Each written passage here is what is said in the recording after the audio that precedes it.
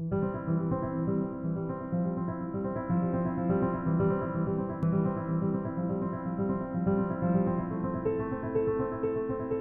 financement participatif, c'est le moyen de financer un projet avec plusieurs contributeurs versant des sommes plus petites. Comparativement à, dans le passé, on pourrait le faire avec une seule source de financement, comme une maison de disques, par exemple. Ce n'est pas nécessairement un concept nouveau, mais c'est surtout grâce à l'Internet qu'on peut maintenant le faire à une plus grande échelle qui le rend, je pense, plus intéressant pour les musiciens. Vous pouvez certainement organiser une campagne de financement participatif vous-même, mais c'est aussi plus facile de le faire avec une des plusieurs plateformes disponibles. Vous avez peut-être entendu parler des plateformes plus établies comme Kickstarter, GoFundMe ou Indiegogo, qui fonctionnent avec des versements uniques pour financer un projet particulier. Mais il y a aussi plus récemment une plateforme comme Patreon qui fonctionne d'une façon de financement par abonnement où vos supporters peuvent vous contribuer des petites sommes de façon mensuelle. Donc, en échange d'une somme d'argent qu'un supporter verse pour votre campagne de financement participatif, il ou elle reçoit généralement une récompense en retour. Donc, pour que le modèle fonctionne vraiment, premièrement, le supporter doit vouloir supporter votre travail. Il faut que le supporter aime ce que vous faites. Mais aussi, c'est important de donner une incitation, peut-être dans la forme d'un échange Zoom avec l'artiste, peut-être une copie d'un disque signé, peut-être aussi un produit limité, pour l'encourager à, premièrement, donner une somme d'argent, mais peut-être encore donner un peu plus. Mais c'est sûr que c'est plus intéressant pour les musiciens qui cherchent toujours des moyens alternatifs de financer leur travail. Ça peut être bénéfique surtout pour les artistes plus établis, je pense, qui cherchent une façon de communiquer plus directement avec leur public. Mais ça peut aider bien sûr aussi les artistes émergents à trouver un nouveau public. Je pense que la véritable valeur du financement participatif reste sur la possibilité d'avoir un public déjà établi. Les grandes histoires de succès sont généralement pour les artistes qui ont déjà un assez grand public qui veulent l'appuyer. Mais aussi, une plateforme comme Patreon, ça le rend, je pense, intéressant maintenant pour les artistes émergents aussi.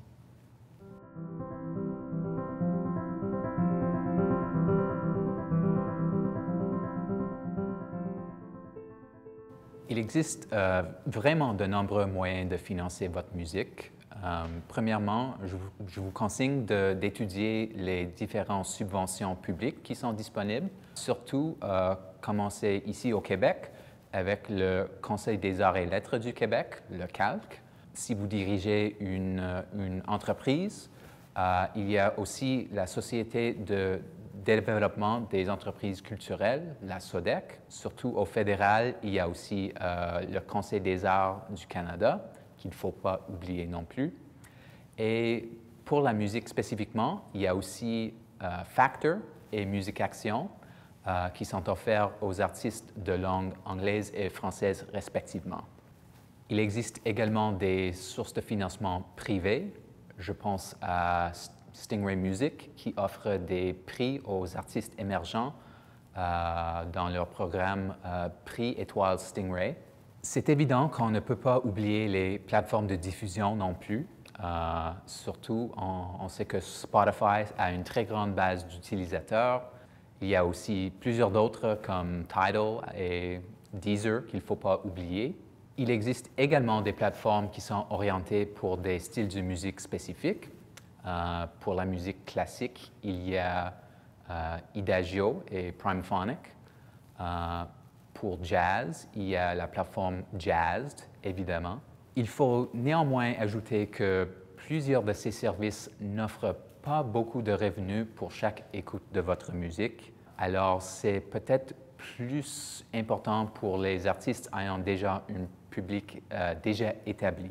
En plus, si vous souhaitez que votre musique puisse être trouvée sur chaque grande plateforme, vous devez faire le travail pour la soumettre vous-même, ou vous pouvez utiliser un service qui le fera pour vous, mais bien sûr, ce n'est pas fait gratuitement. Une autre option est une plateforme comme Bandcamp, que j'aime beaucoup, qui vous offre la possibilité de fixer le prix pour votre musique. Et puis, Bandcamp va s'en occuper des téléchargements. Vous pouvez aussi vendre des copies physiques de votre musique, ainsi que des produits physiques comme des T-shirts aussi. La base d'utilisateurs de Bandcamp n'est pas très grande comparativement à Spotify, mais vous conservez plus de vos revenus sur Bandcamp. Même si on n'a pas de spectacle en personne présentement, plusieurs artistes sont en train de proposer des performances en ligne payantes, qui est une autre opportunité qui a été créée par la COVID-19. Donc, en utilisant des grandes plateformes vidéo comme Twitch, comme YouTube, tous les réseaux sociaux comme Facebook ou Instagram, vous pouvez offrir des performances et puis encourager des paiements en forme de dons en utilisant des services de paiement comme, par exemple, PayPal. Cela étant dit, vous n'êtes certainement pas la seule personne à avoir cette idée présentement. Donc, il faut trouver une façon de se distinguer dans ces performances, surtout dans la qualité audiovisuelle, qui nécessite bien sûr de l'équipement pour le faire. Vous pouvez également utiliser une plateforme conçue spécifiquement pour la musique et les performances en ligne, où le paiement est intégré dans la plateforme. Et je pense spécifiquement à deux. Il y a Stageit et Street Jelly, dont j'ai trouvé. Le financement participatif est une autre option intéressante, surtout pour pouvoir financer des projets ponctuels comme l'enregistrement d'un nouvel album, une tournée. Donc, en utilisant une plateforme comme Kickstarter ou Indiegogo, vous pouvez le faire d'une façon assez facile et simple. Mais je pense que le financement participatif, c'est plus une option pour les artistes établis, avec un public assez grand déjà. Et peut-être c'est un peu moins évident pour les artistes émergents. Par contre, une plateforme de financement participatif par abonnement, comme Patreon, vous donne l'opportunité d'augmenter votre public d'une façon graduelle grâce à des contributions chaque mois. Et je pense que c'est aussi une bonne façon de maintenir ce public en leur donnant des contenus exclusifs chaque mois.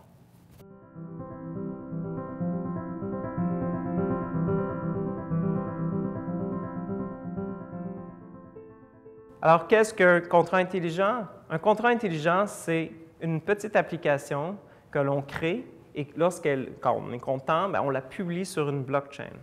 Et la blockchain, c'est un réseau d'ordinateurs qui va héberger cette application-là. Et dès qu'un signal lui est envoyé pour s'exécuter, alors cette application-là s'exécute d'elle-même. Et ce qui est bien, c'est que tant et aussi longtemps que le réseau existe, l'application va fonctionner. C'est comme si on créait un petit robot administratif qui était lâché dans la nature et qui allait survivre tant et aussi longtemps qu'on lui adresse quelque chose à faire. Alors, il y a déjà quelques applications que l'on voit qui existent dans le marché, notamment des assurances retard. Alors, si vous prenez l'avion et l'avion ne se pointe pas, c'est un fait, donc elle est en retard. Et si le retard il y a un signal qui est envoyé au contrat intelligent pour payer en temps réel l'ensemble des personnes dans l'avion qui vont être dédommagées pour le retard. Donc, le milieu des assurances utilise déjà ce genre d'application. Un autre exemple d'utilisation des contrats intelligents, c'est par exemple si vous et moi, on fait une chanson ensemble. Moi, je fais les paroles, vous faites la musique et on s'entend pour partager le droit d'auteur à raison de 50-50. On pourrait créer une application qui est ni plus ni moins l'équivalent d'un chiffrier Excel que l'on met sur la blockchain, qui va partager les revenus qui vont lui être envoyés 50-50 parce que c'est ça le deal entre nous. Et tant aussi longtemps que des revenus sont envoyés à cette application-là, l'application, elle redistribue automatiquement. Et elle le fait de manière infatigable, en toute transparence, sans faille et pour l'éternité, tant et aussi longtemps que des ordinateurs dans le réseau sont là pour pouvoir la faire s'exécuter, pour pouvoir mouliner, dans le fond, les transactions, les valeurs qui lui sont envoyées. C'est ce qu'on fait présentement, moi et ma compagnie, avec mes collègues. On travaille sur un concept qui s'appelle Smart Split, qui accompagne justement les gens à partager leurs droits, leurs différents droits, droits d'auteur, droits voisins d'interprète, droits voisins des producteurs, et à créer un contrat intelligent qui va éventuellement redistribuer toutes les sources de revenus qui lui sont envoyées au prorata de qui possède combien.